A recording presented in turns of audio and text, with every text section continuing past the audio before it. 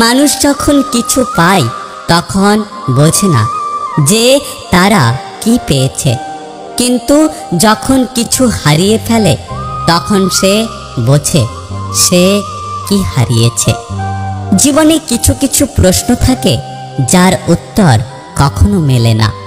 কিছু কিছু ভুল থাকে যা কখনো শোধরানো যায় না।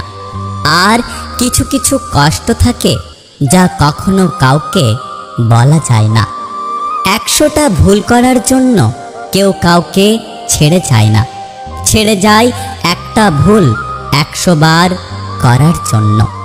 যে ব্যক্তি তোমার সামনে অন্যের নিন্দা করে সে অবশ্যই অন্যের সামনে তোমার নিন্দা করবে। তাই এই সমস্ত ব্যক্তির থেকে দূরে থাকবেন। রূপের ঝলক দিয়ে কি হবে যদি চরিত্র ঠিক না থাকে? আবেগ দিয়ে কি হবে যদি বিবেক ঠিক না থাকে? আর শিক্ষা দিয়ে কি হবে যদি তোমার ব্যবহার ঠিক না থাকে? পুত্র সন্তান যদি এক বংশের প্রদীপ হয় তাহলে কন্যা সন্তান 2 বংশের প্রদীপ।